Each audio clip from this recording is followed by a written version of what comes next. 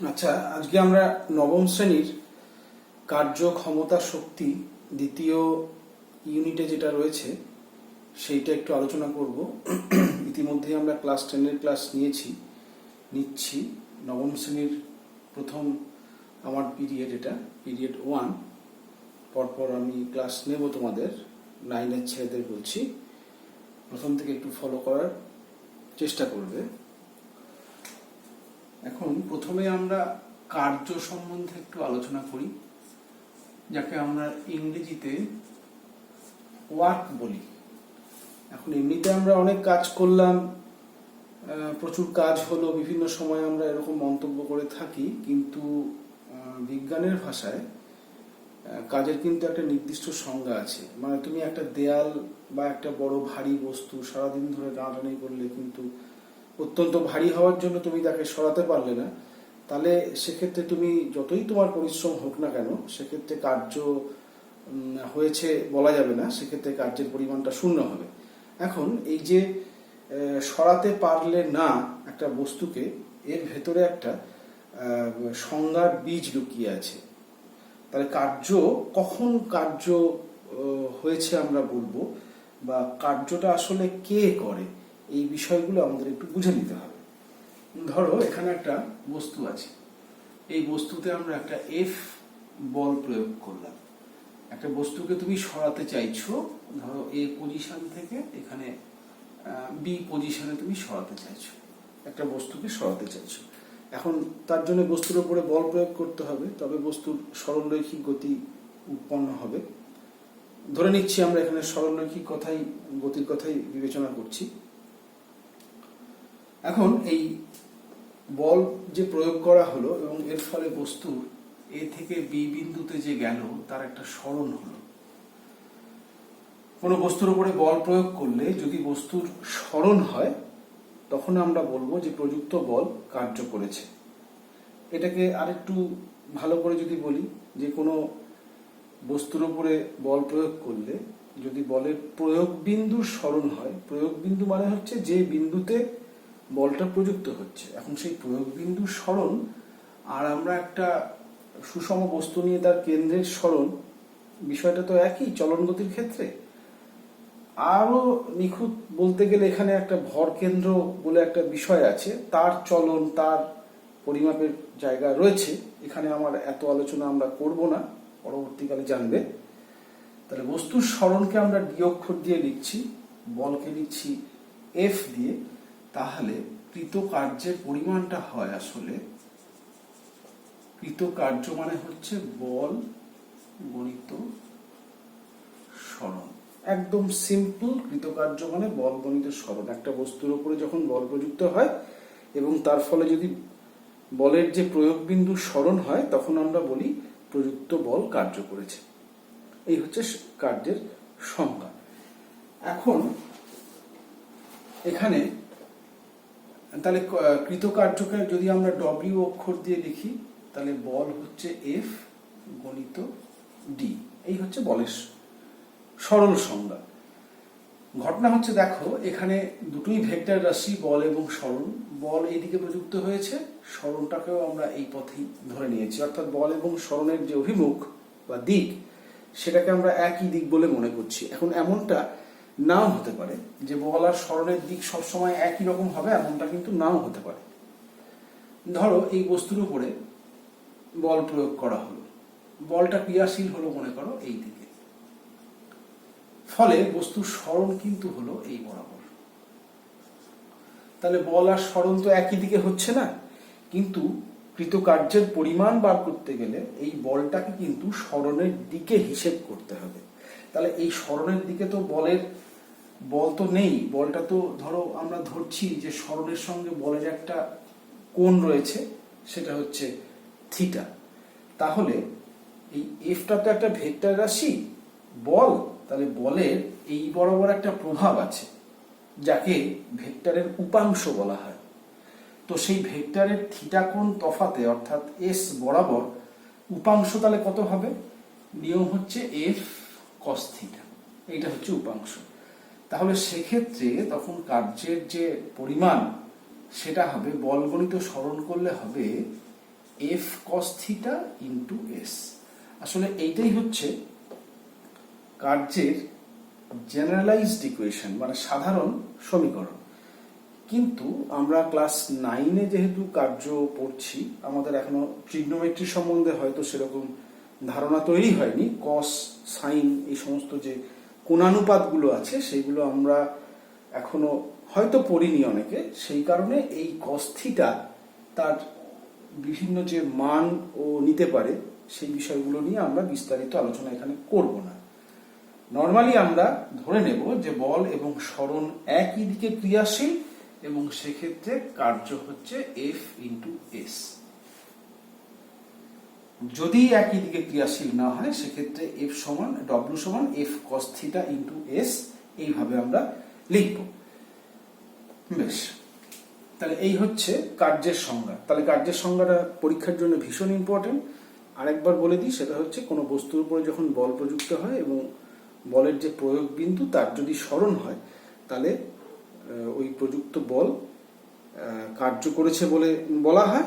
এবং ওই প্রযুক্ত বল এবং বলের অভিমুখে যে সরণ বা সরণ এবং বলকে একই দিকে নিলে তাদের যে গুণফল, সেটা দিয়েই কার্যকে সূচিত করা হয়।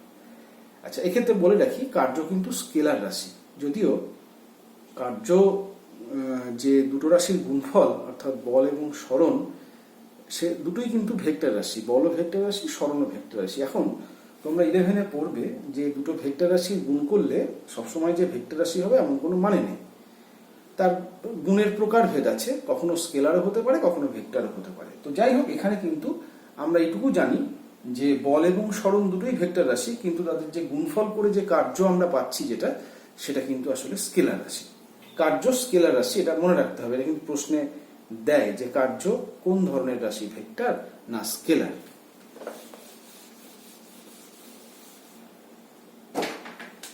এখানে আমরা দু রকমের কার্য বা কার্যের দু রকম ক্লাসিফিকেশন করব। একটা হচ্ছে বলের পক্ষে কার্য বা বলের দিকে কার্য, আর একটা হচ্ছে বলের বিপক্ষে কার্য বা বলের বিপরীতে কার্য।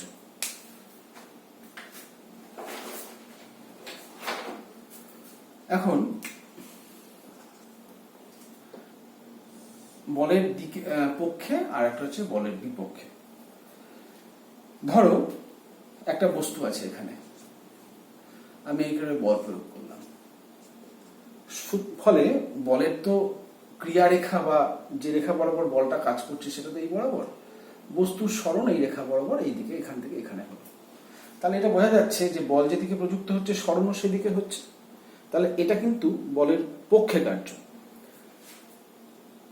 একটা বস্তু দোতলা বা তিনতলা এরকম একটা অবস্থানে রয়েছে, সেখান থেকে বস্তুটাকে আমি এরকম করে ছেড়ে দিলাম, জাস্ট ছেড়ে দিলাম, কি হবে? অভিকর্ষের টানে নিচে পড়বে। তাহলে এখানে কাজটা কে করছে? এখানে কাজ কিন্তু করছে অভিকর্ষ বল, অর্থাৎ যে বল দিয়ে বস্তুকে পৃথিবী টানছে সেই বলটা কাজ করছে। এবং তার দিক কোনটা? তার দিক পৃথিবীর কেন্দ্রের দিকে। তাহলে এক্ষেত্রে অভিকর্ষ বল আর বস্তু নেমে আসছে যেটা, সেটা সরণ একই দিকে হচ্ছে। সুতরাং এই কাজগুলোকে বলা হয় বলের পক্ষে কার্য। আবার উল্টো করে ভাবো যে একটা বস্তুকে যদি আমি ওপরের দিকে ছুড়ে দিই, সেক্ষেত্রে কি হচ্ছে না, অভিকর্ষ বলের বিরুদ্ধে তাকে ওপরে যেতে হচ্ছে এবং এক সময় সে আবার নেমে আসছে। কিন্তু যখন অভিকর্ষ বলের বিরুদ্ধে তার যে গতি এবং এইখানে যে কার্যটা হচ্ছে, এইটা কিন্তু বলের বিপক্ষে কার্য এবং অভিকর্ষ বলের বিপক্ষে কার্য। যেমন ধরো একটা রাফ সারফেস আছে, একটা মেঝে আছে, সেই মেঝেতে আমরা একটা বস্তুকে দড়িতে বেঁধে টানতে টানতে নিয়ে যাচ্ছি। এখন আমরা যে বলটা প্রয়োগ করছি তার পক্ষে কার্য হচ্ছে নিশ্চয়ই, কিন্তু আরেকটা বল কিন্তু ওখানে আছে, যেটা হচ্ছে ঘর্ষণ বল। মেঝে এবং বস্তুর যে সংযোগ স্থল মানে তল যেটা, সেখানে কাজ করছে ঘর্ষণ বল, গতির বিরুদ্ধে কাজ করে, তোমরা আগে পড়েছো। এখানে কিন্তু ঘর্ষণ বলের বিরুদ্ধে কাজ করতে হচ্ছে। তাহলে এটাও কিন্তু বলের বিরুদ্ধে কার্যের একটা উদাহরণ, কিন্তু সেই বলটা কিন্তু ঘর্ষণ বল উল্লেখ করতে হবে। এই হচ্ছে বলের পক্ষে কার্য আর বলের বিপক্ষে কার্যের উদাহরণ। এইবার আমরা এই যে বল সংক্রান্ত বলের কি একক টেকক রয়েছে, কার্যের কি একক টেকক রয়েছে সেগুলো আমরা একটু আলোচনা করব। প্রথমে আমরা সিজিএস পদ্ধতির কথা বলি।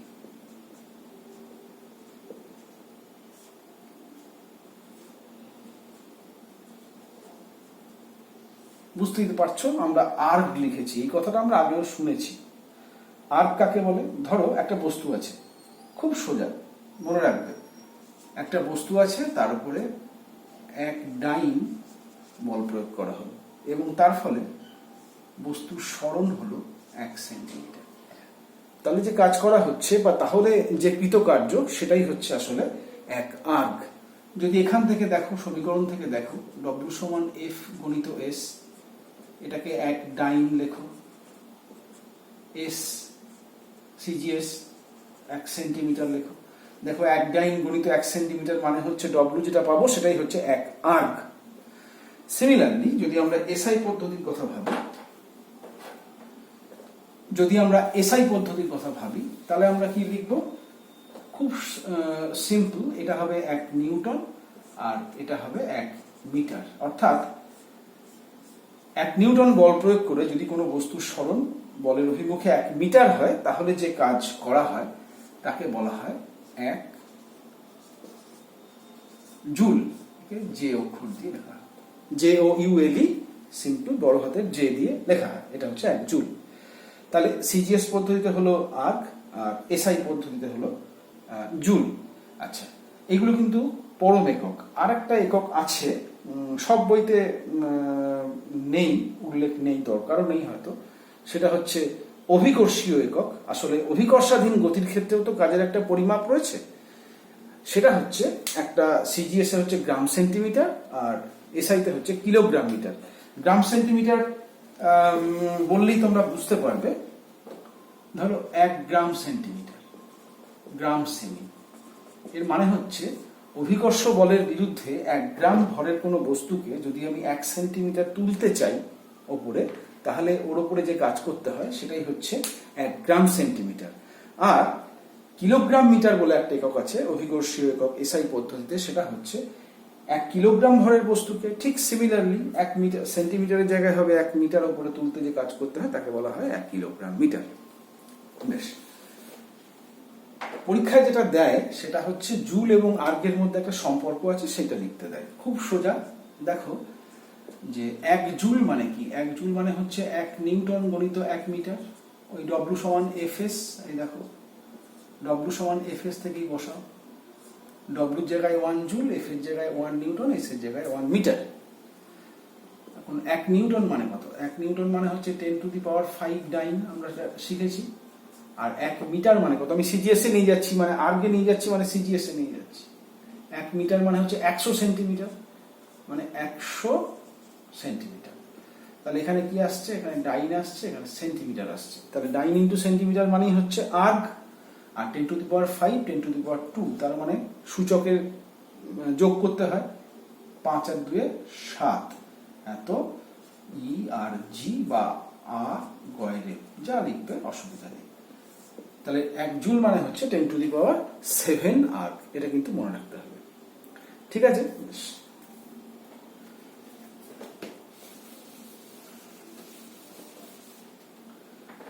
এখন এইখানে আমরা একটা জিনিস আমরা পড়বো, সেটা হচ্ছে যে বস্তুর উপরে বল প্রয়োগ হচ্ছে অথচ কার্য হচ্ছে না, এর দুটো অবস্থা আছে বা দুটো ঘটনা আছে। বল প্রয়োগ হচ্ছে কিন্তু কার্য হচ্ছে না। 1 নম্বর হতে পারে ডব্লিউ সমান এফ ইন্টু এস এ, যদি এস এর মান যদি 0 হয়, সরণ যদি না হয়, বল আছে কিন্তু সরণ নেই।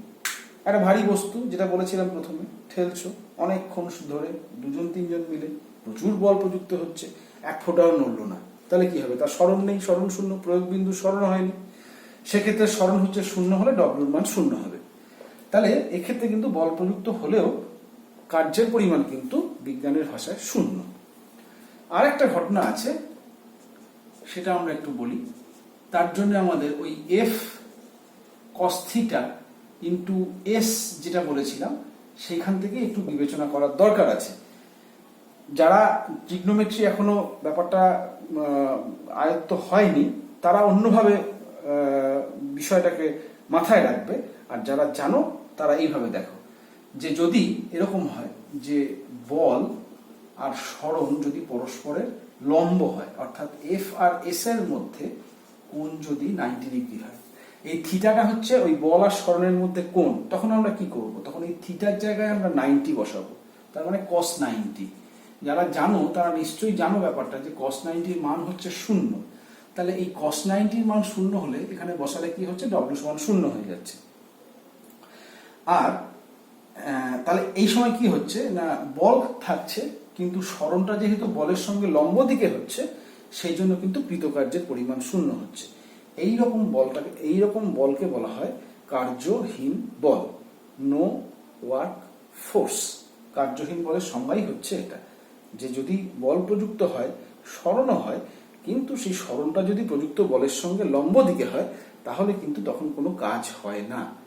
এইটাকেই বলা হয় নো ওয়ার্ক ফোর্স বা কার্যহীন বল। আচ্ছা, এর দু একটা উদাহরণ দিয়ে আমি বোঝাই।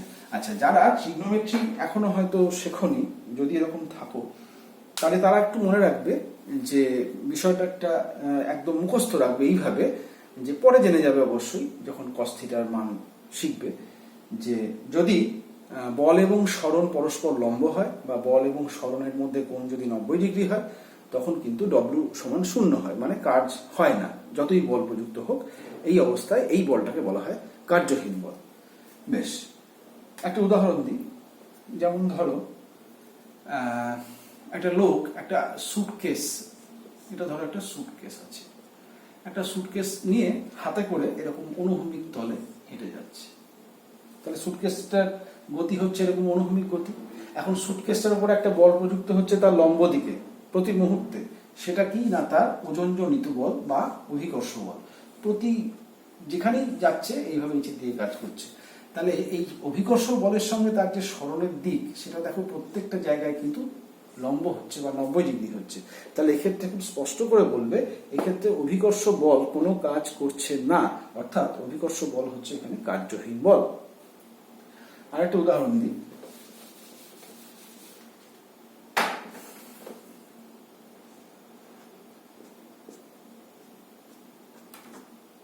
এটা সূর্য,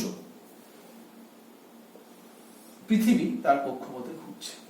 তাহলে সূর্য আর পৃথিবীর মধ্যে মহাকর্ষীয় আকর্ষণ কাজ করছে, যাকে মহাকর্ষ বল বলে, যার প্রভাবে পৃথিবী ঘুরছে বা যে কোনো একটা গ্রহ ঘুরছে, তার বৃত্তপথে ঘুরছে ধরে নিচ্ছি। তাহলে বলটার কার্যকারিতার যে সরলরেখা সেটা হচ্ছে এই বরাবর। যে কোনো বিন্দুতে এর যে গতির অভিমুখ সেটা হচ্ছে এই বিন্দুতে যদি আমরা স্পর্শক টানি সেই দিকে, অর্থাৎ এই গতির দিকেই তার সরণের অভিমুখ। তাহলে সরণ এবং যে বল এদের মধ্যে কোণ কত হচ্ছে? 90 ডিগ্রি। তাহলে এক্ষেত্রেও কিন্তু মহাকর্ষ বল যতই ওকে ঘোরাক না কেন, মহাকর্ষ বল কিন্তু কার্যহীন বল বা মহাকর্ষ বল কোনো কাজ কিন্তু এখানে করছে না, অর্থাৎ এক্ষেত্রে মহাকর্ষ বল হচ্ছে একটা কার্যহীন বল।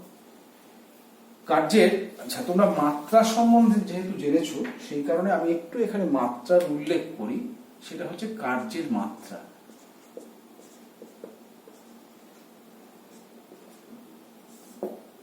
কার্যের মাত্রাটা কিভাবে আমরা বলবো? W সমান F ইন্টু S। তাহলে কার্যের মাত্রা এরকম করে ব্র্যাকেট দিয়ে লেখা মানেই হচ্ছে ভাষায় লেখা যে কার্যের মাত্রা। F বলের মাত্রা আগেই আমরা জেনেছি, mL(t⁻²). আসলে এটা মাত্রীয় সমীকরণ বলে, মাত্রা মানে কিন্তু পাওয়ার গুলো, চলতি কথা এটাকে আমরা মাত্রা বলে চালাই, কিন্তু এটা কিন্তু অ্যাকচুয়ালি ডাইমেনশনাল ইকুয়েশন। S মানে হচ্ছে সরণ, তার মাত্রা হচ্ছে L। তাহলে কি হচ্ছে mL²(t⁻²). এই হচ্ছে তোমার কার্যের মাত্রাও বলতে পারো, মাত্রীয় সমীকরণও বলতে পারো। আর না হলে কিন্তু বলতে হয় মাত্রা মানে হচ্ছে ভরে 1, দৈর্ঘ্যে 2 আর টি এর হচ্ছে -2, এটাও বলে। তবে মাত্রা বলতে এইভাবেও লেখা হয় মাত্রীয় সমীকরণকে। তাহলে এই হচ্ছে আমাদের কার্য সম্বন্ধীয় একটু আলোচনা।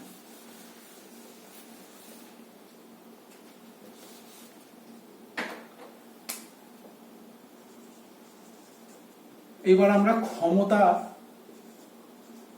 সম্বন্ধে একটু আলোচনা করি। ক্ষমতা কথাটার সঙ্গে আমরা ভীষণ পরিচিত, এর ক্ষমতা বেশি তার ক্ষমতা কম, এরকম কথা আমরা খুব শুনি। কিন্তু ক্ষমতার সংজ্ঞায় বা ক্ষমতাকে জাজ করতে গেলে সময়টা কিন্তু খুব ভাইটাল। ধরো দুজন একই কাজ করছে, একজন কম সময়ে করছে, একজন বেশি সময়ে করছে, অনেকটা সময় লাগছে, আর একজন খুব কম সময়ের মধ্যে করে ফেলছে। তাহলে তো নর্মালি আমরা বলবোই যে যে কম সময়ের মধ্যে করছে নিশ্চয়ই তার ক্ষমতা বেশি, এবং এটাই সত্যি। ক্ষমতায় কিন্তু সময়টা খুব গুরুত্বপূর্ণ। মানে কে কতটা কাজ করছে তার মানে তার ক্ষমতা বেশি এটা কিন্তু নয়। বিজ্ঞানের ভাষায় কত কম সময়ের মধ্যে কত বেশি কাজ করছে এটাই হচ্ছে ক্ষমতা। কিভাবে দেখো, সরাসরি আমি সমীকরণে আসি যে ক্ষমতার ইংরেজি হচ্ছে পাওয়ার, তাই আমরা পি দিয়ে দেখি, মানে হচ্ছে ডব্লিউ বাই টি, অর্থাৎ ওয়ার্ক বাই টাইম। টি মানে হচ্ছে এখানে টাইম বা সময়, অর্থাৎ একক সময়ে যে কার্য হয় সম্পন্ন হয় সেটাই হচ্ছে ক্ষমতা। সেটা একটা বস্তু হতে পারে, সেটা একটা যন্ত্র হতে পারে, সেটা মানুষ হতে পারে, যা খুশি হতে পারে। যে বল প্রয়োগ করে প্রয়োগ বিন্দু স্মরণ ঘটাতে পারে, অর্থাৎ যে কার্য করতে পারে ধরা হয় তারই ক্ষমতা আছে, এবং সেই ক্ষমতাটা হচ্ছে ডব্লিউ বাই টি, বা ডব্লিউ সমান পি গণিত টি, অর্থাৎ কার্য সমান ক্ষমতা গণিত সময়। এটা ক্রস গুণ করলেই হয়ে যায়। ক্ষমতাও কিন্তু স্কেলার রাশি, অর্থাৎ তাহলে এটা নিশ্চয়ই বোঝা যাচ্ছে যে দুটো মেশিন, দুটো যন্ত্র যদি সেম কাজ করে ডব্লিউ, এবার যে নিশ্চয়ই যার ক্ষেত্রে টিটা কম তার ক্ষেত্রে পি বেশি হবে, নিচটা কম হলে। তাহলে সেটাই আমরা আগে বলেছিলাম যে কম সময়ের মধ্যে যে কাজটা করতে পারবে, বেশি কাজ করতে পারবে, তাহলে আমরা ধরবো যে তার ক্ষমতা বেশি, আর বেশি সময় লাগলে তার ক্ষমতা কম। ক্ষমতার একক কি হবে? ক্ষমতার একক হচ্ছে, আচ্ছা এখানে আরেকটা সম্পর্ক আছে, সেই সম্পর্কটা একটু বলে দিই তারপরে এককে আসছি। তাহলে পি সমান তো ডব্লিউ বাই টি হলো। এবার ডব্লিউ মানে কি? ডব্লিউ মানে তো কৃতকার্য। তাহলে কৃতকার্য মানে কি? কৃতকার্য মানে হচ্ছে আবার বলগণিত সরণ, নিচে টি আছে। এই এস বাই টি মানে কি? সরণ বাই সময়। সরণ বাই সময় মানে কি? বেগ, অর্থাৎ এফ ইন্টু ভি। তাহলে কি হলো? পি সমান এফ ইন্টু ভি। তার মানে ক্ষমতা মানে হচ্ছে বল গণিত বেগ। এটাও কিন্তু অ্যাকসেপ্টেড। বেশ, ক্ষমতার একক, কাজের হারকে ক্ষমতা বলে। তাহলে সিজিএস পদ্ধতিতে কি হবে? সিজিএস পদ্ধতিতে হবে আর্গ পার সেকেন্ড, অর্থাৎ এক সেকেন্ডে যদি এক আর্গ কাজ করা যায় তাহলে তার ক্ষমতা হবে এক আর্গ পার সেকেন্ড। এসআই পদ্ধতিতে কি হবে? এসআই পদ্ধতিতে হবে তাহলে জুল পার সেকেন্ড, অর্থাৎ এক সেকেন্ডে যদি এক জুল কাজ সম্পন্ন হয় এক সেকেন্ডে, তাহলে তার ক্ষমতা হবে এক জুল পার সেকেন্ড। এই এক জুল পার সেকেন্ড যেটা, এটাকেই আসলে বলা হয় ওয়াট। এটা কিন্তু এর ব্যবহারিক একক ক্ষমতা। দেখবে বৈদ্যুতিক বাতি যেগুলো রয়েছে এদের ক্ষেত্রে আমরা 40 ওয়াট, 60 ওয়াট, 100 ওয়াটের বাতি এরকম বলে থাকি। সেটাও কার্য, বৈদ্যুতিক কার্য হোক বা যাই হোক, সেটাও কার্য। যখন পড়বে তখন দেখবে ওই 40 ওয়াট মানেও কিন্তু সেই 40 জুল পার সেকেন্ড, অর্থাৎ জুল পার সেকেন্ড মানেই কিন্তু ওয়াট, যেখানেই হোক যেভাবেই হোক। এক সেকেন্ডে এক জুল কার্য মানেই হচ্ছে 1 ওয়াট। আচ্ছা, আর অভিকর্ষী একক দিয়ে যদি আমরা ভাবি তাহলে ওই যে গ্রাম সেন্টিমিটার বলেছিলাম, তখন তাহলে কি বলবো? অভিকর্ষী এককে গ্রাম সেন্টিমিটার পার সেকেন্ড, অর্থাৎ এক সেকেন্ডে যদি 1 গ্রাম ভরের বস্তুকে 1 সেন্টিমিটার তোলা যায় তাহলে যে ক্ষমতা সেটা হচ্ছে গ্রাম সেন্টিমিটার পার সেকেন্ড। তেমনি কিলোগ্রাম মিটার পার সেকেন্ড, ওই অভিকর্ষী এককে যে কার্য তাকে পার সেকেন্ড করলেই হয়ে যাবে। আর এক্ষেত্রে আরেকটা ক্ষমতার একটা সংজ্ঞা একক রয়েছে, এখন ব্যবহার হয় না কারণ অ্যাকচুয়ালি এফপিএস পদ্ধতির একক, সেটা হচ্ছে বলা হয় এইচপি বা হর্স পাওয়ার। অশ্ব ক্ষমতা, আগেকার দিনে ব্রিটেনে একটা ঘোড়ার ক্ষমতা দিয়ে মানে ইকুইভ্যালেন্স বার করা হতো, তুলনা করা হতো আর কি। একদম অশ্ব ক্ষমতা মানে মানে পাওয়ার অফ হর্স, সেখান থেকেই কনসেপ্টটা এসছে। সেটা হচ্ছে যে এক সেকেন্ডে যদি 550 ফুট পাউন্ড কাজ করা যায় তাহলে তার ক্ষমতা হচ্ছে 1 এইচপি। এখন ফুট পাউন্ড, পাউন্ডাল এই বিষয়গুলো নিয়ে আমাদের এখানে আর আলোচনার অবকাশ নেই।